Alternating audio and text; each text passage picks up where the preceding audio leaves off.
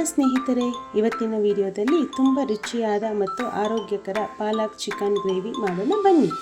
ಮೊದಲಿಗೆ ಶುಂಠಿ, ಬೆಳ್ಳುಳ್ಳಿ, ಚಕ್ಕೆ, ಲವಂಗ, ಮೆಣಸು, ಹಸಿಮೆಣಸಿನಕಾಯಿ ಹಾಕಿ ರುಬ್ಕೊಳ್ಬೇಕು.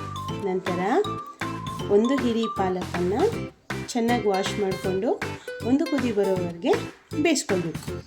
ಕಡಾಯಲ್ಲಿ 3-4 ಟೇಬಲ್ ಸ್ಪೂನ್ ಎಣ್ಣೆ, ಒಂದು ದಪ್ಪ ಗಾತ್ರದ ಈರುಳ್ಳಿ ಸಣ್ಣದಾಗಿ ಹೆಚ್ಚಿ ಹಾಕಿ ಅದು ಗೋಲ್ಡನ್ ಬ್ರೌನ್ ಕಲರ್ ಬರುವವರೆಗೆ ಫ್ರೈ ಮಾಡಿಕೊಳ್ಳಿ.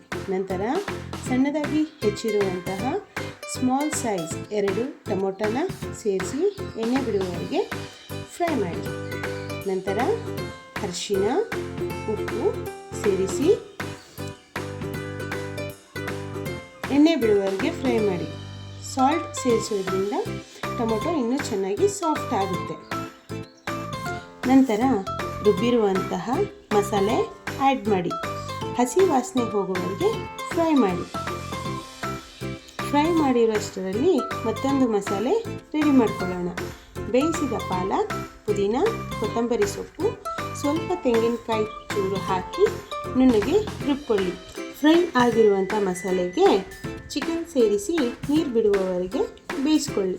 ನಂತರ 2 ಟೇಬಲ್ ಸ್ಪೂನ್ ಧನಿಯಾ ಪುಡಿ, 1 ಟೇಬಲ್ ಸ್ಪೂನ್ ಗರಂ ಮಸಾಲ.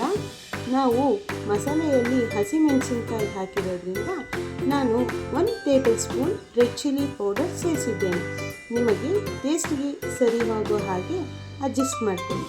ಸ್ವಲ್ಪ ಹೊತ್ತು ಬೇಯಿಸಿಕೊಂಡು ನಂತರ ಪಾಲಕ್ ಪೇಸ್ಟ್ ಹಾಕಿ ಈ ಟೈಮ್ನಲ್ಲಿ ನೀವು ಟೇಸ್ಟ್ ಮಾಡಿ. ಸಾಲ್ಟ್ ಬೇಕಿದ್ದರೆ ಸೇರಿಸ್ಕೊಳ್ಳಿ. ಹಾಗೆ ಚಿಕನ್ ಸಾಫ್ಟಾಗಿ ಬೇಯೋದಕ್ಕೆ 1 ಗ್ಲಾಸ್ ಆಫ್ ವಾಟರ್ ಹಾಕಿ ಚೆನ್ನಾಗಿ ಆಯಿಲ್ ಬಿಡುವವರೆಗೆ ಕುಕ್ ಮಾಡಿಕೊಳ್ಳಿ. ಈ ರೆಸಿಪಿ ಆರೋಗ್ಯಕರವಾಗಿದ್ದು ರುಚಿಯೂ ತುಂಬ ಚೆನ್ನಾಗಿರುತ್ತದೆ. ಒಮ್ಮೆ ಮನೆಯಲ್ಲಿ ಮಾಡಿ ನೋಡಿ. ಇದು ಮುದ್ದೆ, ಅನ್ನ, ಚಪಾತಿ ಎಲ್ಲದರ ಜೊತೆ ತುಂಬ ಚೆನ್ನಾಗಿ ಹೊಂದ್ಕೊಳ್ಳುತ್ತೆ. ಒಮ್ಮೆ ಮನೆಯಲ್ಲಿ ಮಾಡಿ ನೋಡಿ.